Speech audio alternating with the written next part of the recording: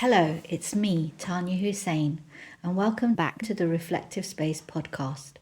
This season's called Before You Walk Away, and it's for those of us who work in helping professions, the people who hold space for everyone else, even when you're barely holding it together yourself. So I have a question that's been bugging me. What if you're actually addicted to being needed? I know, that sounds harsh, but think about it. You teach boundaries but check emails at midnight. You preach self-care but can't remember your last real break. There's something happening in our field that we don't want to admit. And honestly, the people who need to hear this most are probably already getting defensive. That addiction, it turns us into candles, lighting others while burning ourselves out. This one's going to sting a little. But stay with me.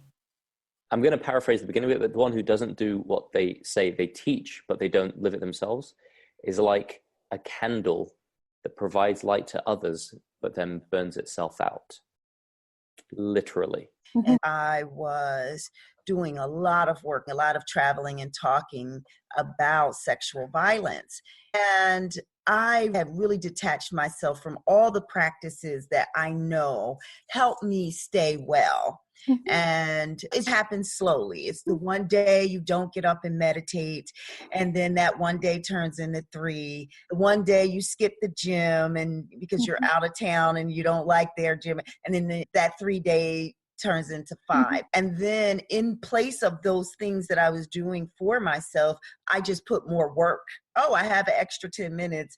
I'll talk with this woman on the phone about her situation. I was already losing strength in my left arm. I was eating way too much Advil. Like I got a 10-minute lecture from the surgeon about how much Advil. I know better, but my pain was usually 8 out of 10, tingling. And I realized after I had the surgery, I took 8 weeks off, that I was killing myself. For my clients, it's stress, sleep deprivation, nausea, cognitive fatigue, physical fatigue, inability to cope, and then just other physical representations, whether it would be a rash or Crohn's disease, colitis, high blood pressure. I've seen the whole gamut. I've worked with women that have had all of this, and it all comes back to how they view themselves and the guilt and shame that they feel because they have all these initials after their name and they think they're wearing a superhero cape and that, they can do anything for as long as they want and not have boundaries, not have any self-care. It eventually catches up to you, guaranteed. I call that brick wall number 2. That I've got to do something different. I have to change this. And if I'm going to be the best for my daughters and my husband and my clients and my family, I have got to take care of myself because no one else is going to do it. They've got their own stuff. We all have our own stuff. This is something that I realized that I was expecting everybody else to take care of me, rescue me, and looking for whoever that was, that therapist, that counselor, my husband, a friend. And I remember this time last year, it dawned over several months, the only person that's going to take care of me is me. God complex or narcissistic provider. And what it means is that sometimes we get caught up in feeding our ego by serving other people. We are doing a small part to contribute to the healing of others, and that a part of that cycle requires us to heal and continue to heal ourselves, that we are flawed, imperfect human beings doing the work of God, but we are not God. We're no different from the people that we serve. I wanted to ask you about integrity, and I now saw it this way. Integrity is about the promises that you keep to yourself. A lot of people just to keep to others. How would you define integrity? How would you describe it? Our integrity is our essential core self. That's how we were created. It's full of God's spirit breathed into us. And if it's wounded or if it is overlooked or unhealed, so it's important that we understand that integrity is always there.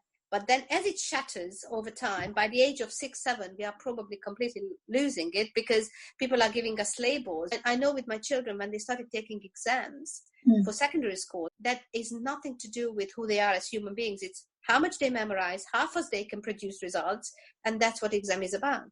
And then you start questioning your self-worth. Am I good enough? Am I not good enough? And your integrity further divides yourself, and it just goes, I call it, the pearls are just spread on the ground, and they are running everywhere, because that's our integrity. And then there is a spiritual awakening. I need to gather my integrity. And for me, the number one key in all of this comes down to self-value. If you say, oh, but I can't make time for myself, but I can't take time to do that, but I'm not able to do this, those are excuses, and they come down to you not valuing yourself enough to make yourself a priority. And when I was in the thick of it, I would have been mad at somebody for saying that, because I would have denied it and I wouldn't have agreed with it. But now in retrospect, I can look back and go, that's totally true. Like, I just didn't prioritize myself, and I need to make myself as much of a priority as anybody else. And so I look for the fatigue. I look for the just feeling really run down, the irritability,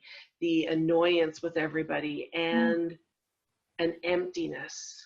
I feel empty, like I just have nothing left to give. What I used to do was then get mad because nobody would give to me. Now that I value myself more, I give to myself. I work primarily with women, and we're nurturers by nature. It's the way we're hardwired. So we will give. And let's face it, we live in a world of codependency. We're always giving. I being a people pleaser, I grew up as a people pleaser. That's just my default nature. I wanted everybody to always be happy. And when everybody was happy, Lisa could be happy. And you know what? Lisa was never happy, because not everybody was happy at the same time in my life. It was an impossible feat for me to even attempt to do. And I think in the profession that you're in, and many of the healthcare profession, we blur the lines of when it's not our responsibility anymore. Yes. And you can't give from an empty cup. Thank you. One of my clients said that even makes that saying better. You cannot pour from an empty vessel. And my client said to me, I want to be so full that everybody in my life drinks from the overflow. They don't even get into the vessel.